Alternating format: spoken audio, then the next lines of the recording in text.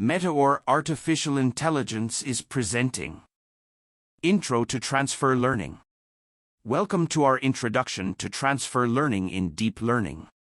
In this video, we'll explore when and how to use transfer learning effectively. We'll cover real-life examples, common practices, and both develop from scratch and pre-trained model approaches. By the end, you'll be ready to harness the power of transfer learning in your projects. Let's begin. Transfer learning, a fascinating concept, involves applying skills, knowledge, and attitudes acquired in one situation to a completely different learning scenario, a concept eloquently described by Perkin in 1992. Imagine it as the art of carrying over what you've learned and making it work in unexpected places. In the world of deep learning, transfer learning is a prominent research area. It's all about capitalizing on the wisdom gained while tackling one problem and skillfully transferring it to solve another, albeit related, problem. We'll now dive into some practical examples. Consider this: the understanding developed in recognizing cars can be leveraged when identifying trucks. Similarly, if you're skilled at riding a motorbike, this knowledge aids in learning to drive a car. Or, if you're proficient in playing classical piano, it becomes easier to transition to jazz piano. And, with a foundation in mathematics and statistics, you're well equipped to delve into the realm of machine learning. It transfers and leverages the knowledge from what it has learned in the past. In the process of training a model using transferred knowledge, there are distinct differences compared to the traditional approach. Let's examine the accompanying graph that plots accuracy against epochs for both scenarios.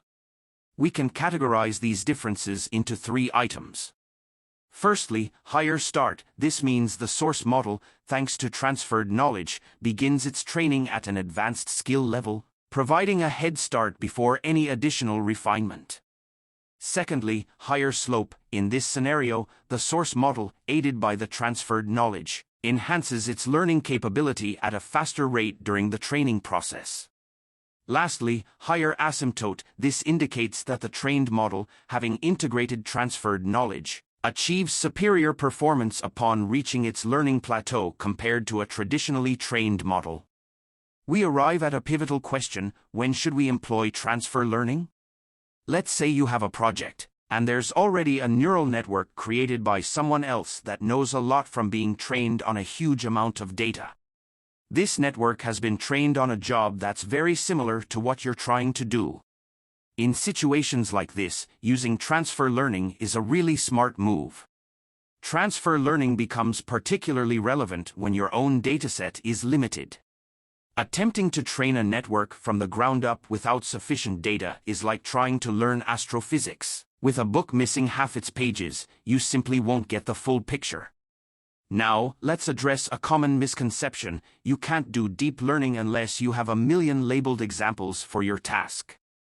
With transfer learning, we stand on the shoulders of giants, taking learned representations from related tasks and adapting them to our own.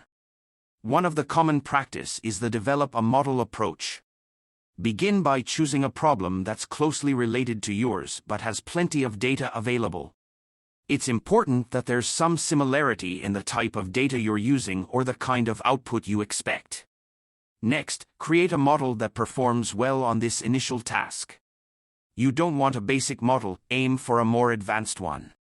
This ensures that the model really learns the features it needs to perform the task. Now, take the model that you've developed for the first task and use it as the starting point for your new project.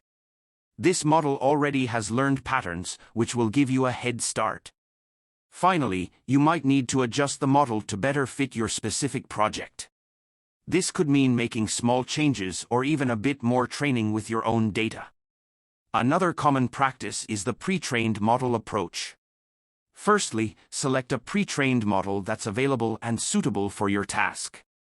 It should be a model that has been trained on a large, rich dataset and has proven to be effective at a task that's similar to what you're aiming to achieve. With your chosen model in hand, you can now use it as a foundation for your project. This model already has learned a great deal from its previous experience, which means you won't be starting from zero. There might be differences between the original task the model was designed for and what you need it to do. That's where fine-tuning comes in. You can make adjustments or continue training the model with your own data, ensuring that it performs well for your specific task. Let's explore the different ways pre-trained models can be utilized. 1. Standalone feature extractor. A pre-trained model can act as a sophisticated feature extractor.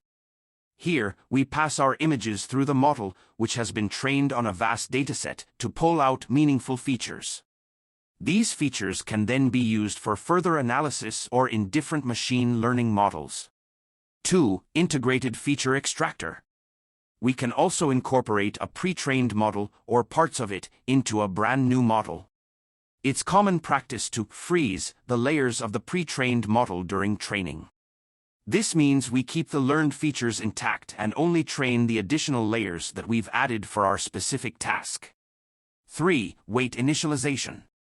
In this approach, we integrate a pre-trained model into our new model and continue training all the layers together.